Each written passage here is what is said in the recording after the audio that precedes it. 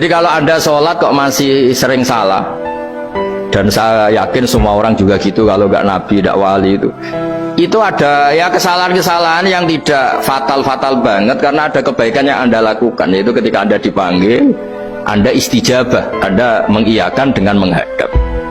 Ya, itu sudah bagus. Nah, setelah menghadap ternyata disuruh apa itu tidak nurut. Disuruh apa nggak nurut itu satu kesalahan yang tidak mengganggu poin pertama tadi, Anda menghadap.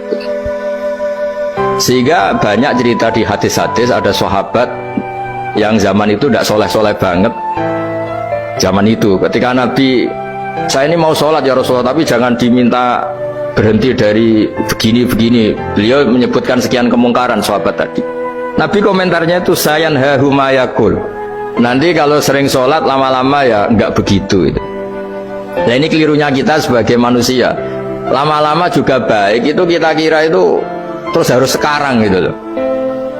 Ya itu keliru, harus sekarang itu keliru. Bisa saja kita ini setiap sholat pasti sudah ditulis Allah nanti itu mati baik. Delalah nanti habis asar sebelum kita maksiat sudah mati, habis isya sebelum kita maksiat lagi sudah mati. Jadi barokahnya sholat itu ada waktu yang potensi ya, potensi sholat itu akhir kenangan kita, sholat itu identitas kita, sholat itu status kita. Nah, karena kita sholat itu pakai niat itu komitmen. Sementara kalau Anda maksiat itu tidak pakai niat, karena zallah itu ya ada niat maksiat, tahu-tahu mungkin di bis ketemu orang cantik, terus agak jelalatan, tapi kan tidak niat. Tapi kalau sampai sholat kan datang ke masjid, bayangkan imami ini, nanti kamu takbir, nanti kamu baca ini, baca ini. Jadi benar-benar komitmen, itu status kita. Kata Said Zabidi disebut mautinuhu wa haqiqatuh. Baiknya umat Islam itu kalau taat itu mautinu, itu alamat resminya, itu statusnya, kata Said Zabidi. Tapi kalau dia maksiat itu zallah itu kepleset. Jadi tidak pernah jadi status kita. Semoga semua maksiat kita ini tidak status tapi zallah. Jadi ketika taat itu status hakikat kita, maka fal'ubudiyah ya haqiqatuh wa mautinuhu wa dzatuh. Ini kata Said Abdul Az-Zabidi, pengarang Ithal. Orang Islam itu orang yang ketika ibadah itu identitasnya betul. Ketika ibadah itu Allahu Akbar, dia berharap rahmatnya Allah gini-gini. Nah ketika salah dia zallah. Dia ngantor ya ada niat korupsi, dia ingin memenangi negara ini, dia nyai juga gak ingin macam-macam itu. Ya tapi karena manusia terus ada zallah.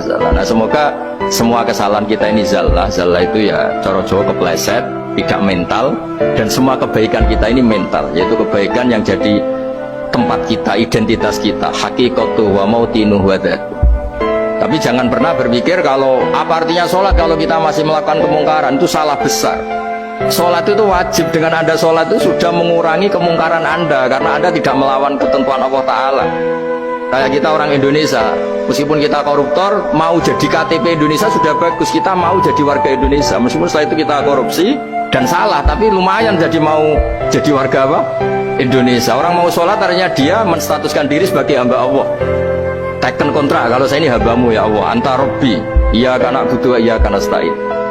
Soal salah ya salah aja, yang sama, kita tetap warga Indonesia meskipun kita salah, meskipun kita koruptor, meskipun kita salah, tetap aja warga Indonesia yang berhak mendapat jatah makan meskipun di penjara, meskipun apa. Sama, kita ini hamba Allah yang mengakui kalau Allah itu Tuhan, kita hamba. Dan barokahnya pengakuan itu insya Allah di cerita-cerita syafaat, kalau kita dosa atau apa insya Allah dapat syafaatnya Rasulullah SAW, karena kita tidak pernah lari dari status kehambaan. Ini yang harus dipegang, makanya status kehambaan ini nggak boleh hilang. Kita harus sering bilang Robbi, Robbi, Tuhanku yang merawat aku, yang memberi aku.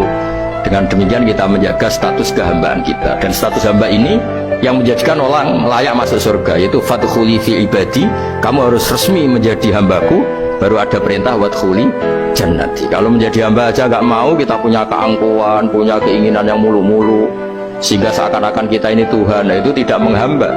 Kita harus fadkhuli fi ibadi, baru wadkhuli jannati. Ya, saya kira demikian. Semoga ini manfaat.